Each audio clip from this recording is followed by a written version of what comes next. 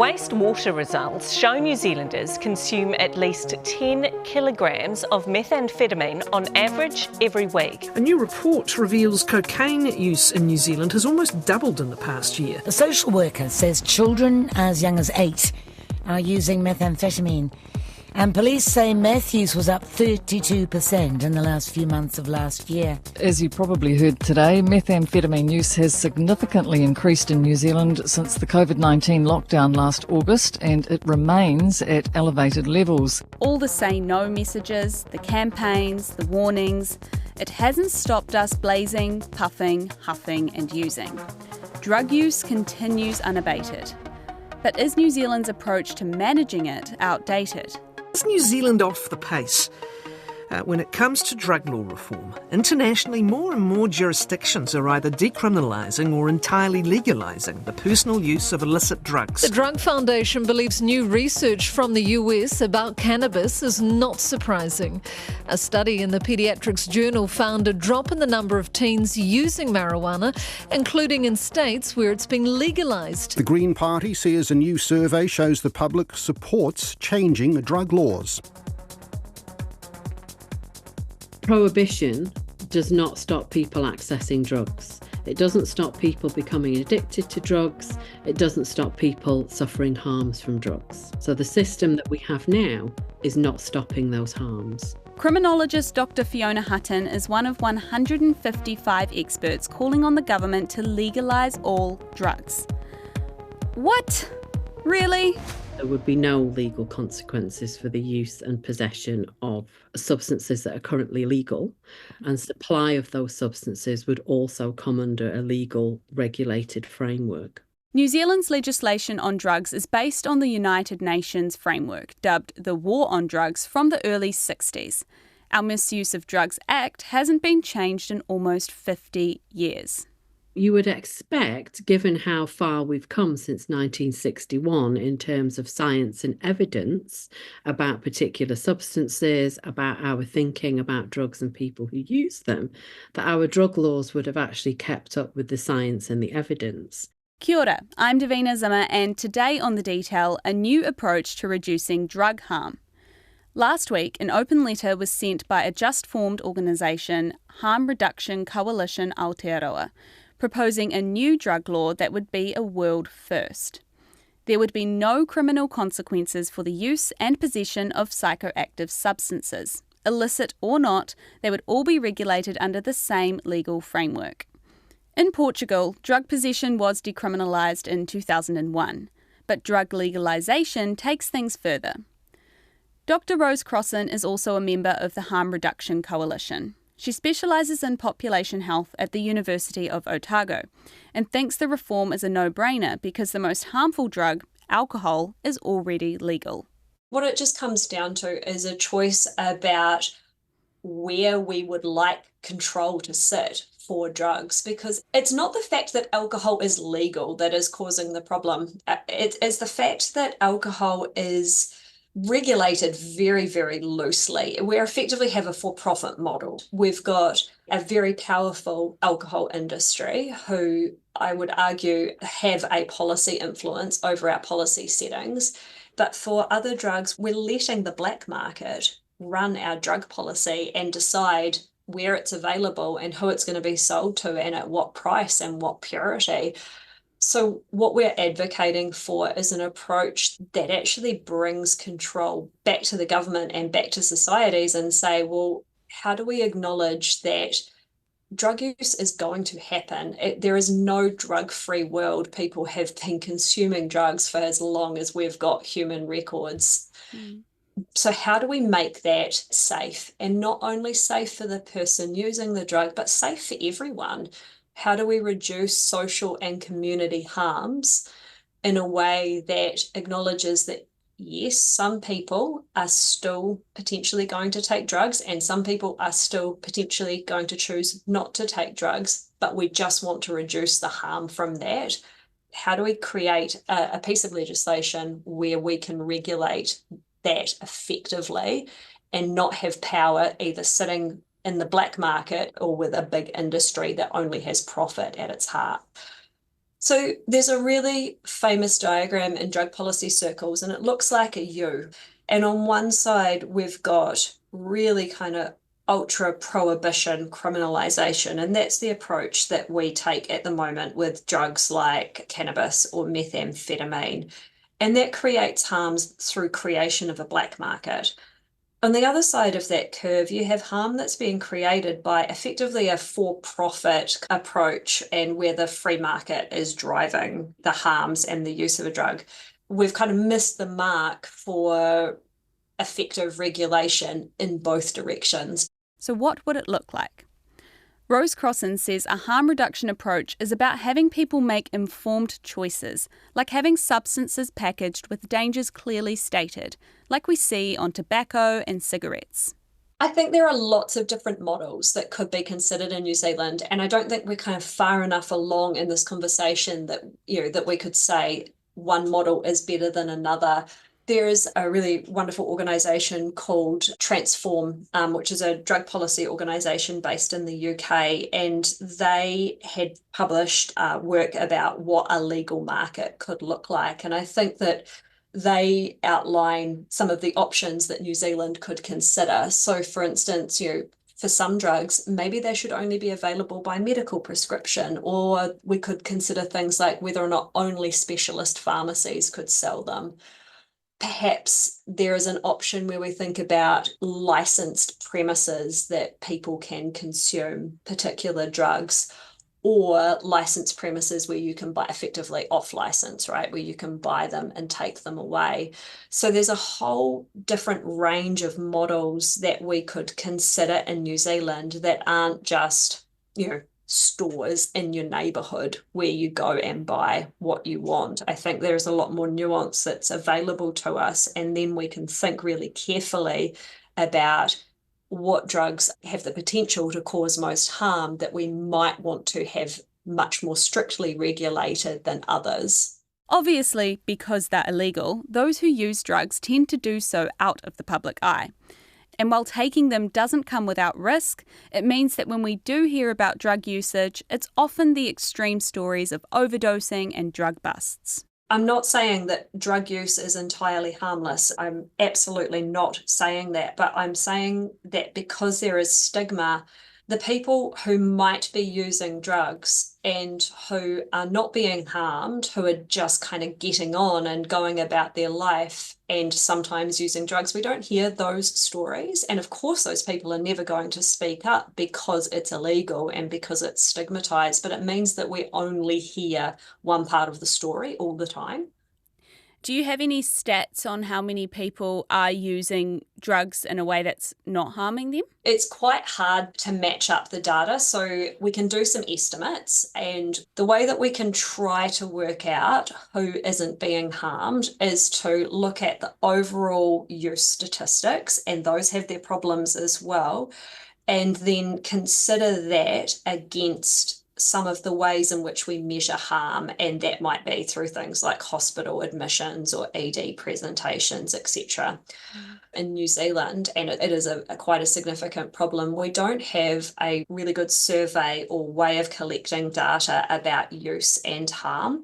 So we end up having to make these estimates and compare across different data sources, whereas, for instance, Australia has the National Drug Strategy Household Survey, and that has data that they collect on both use and harm from the same population. And so they can more accurately say, well, this proportion of people are using drugs harmfully and experiencing harm, whereas these aren't. But we just don't really have that to the same extent in New Zealand, and it is a problem.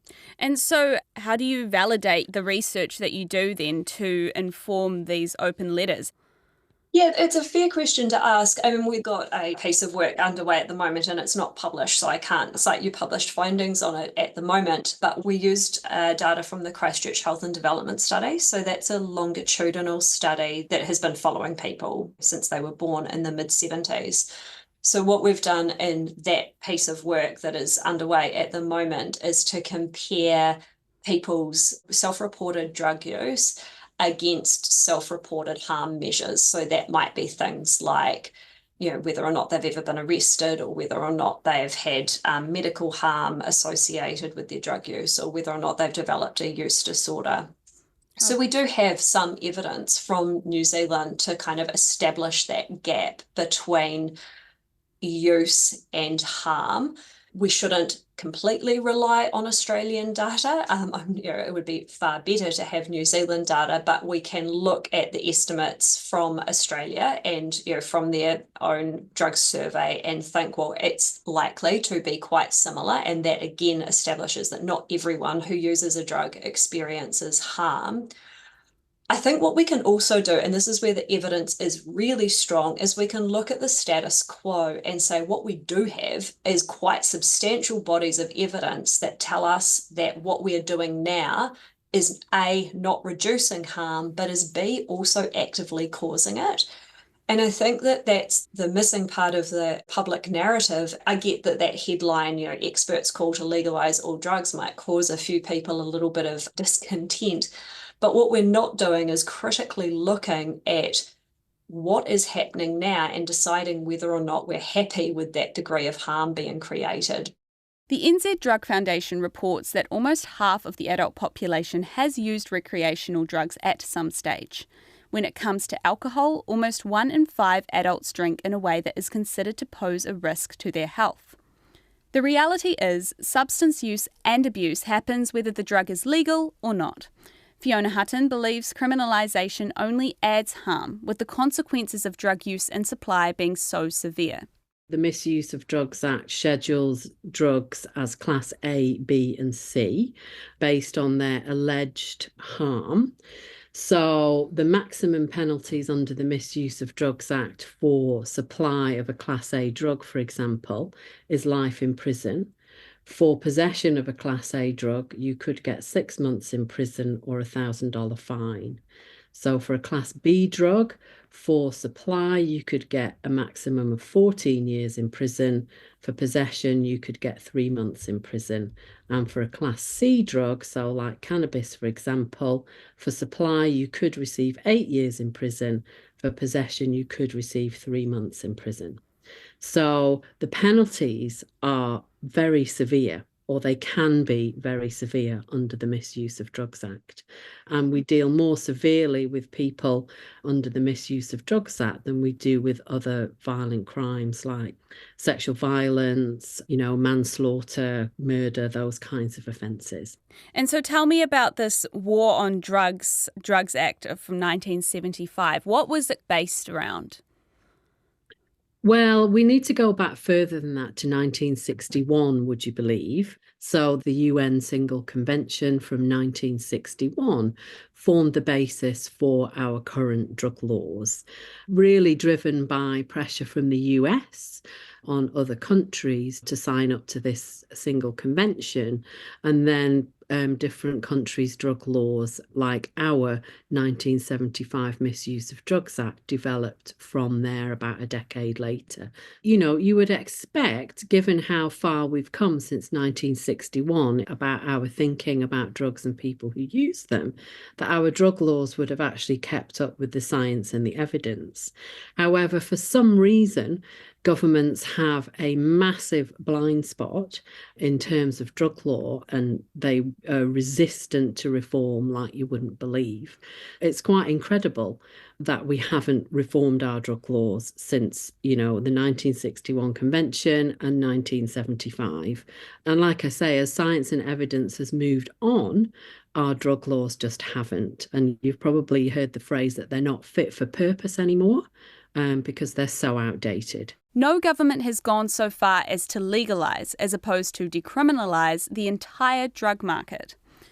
Germany is the latest country to relax its laws on possession and cultivation of cannabis, becoming the largest European country to legalise the recreational drug, following the likes of Mexico, Spain, many states of America and Canada.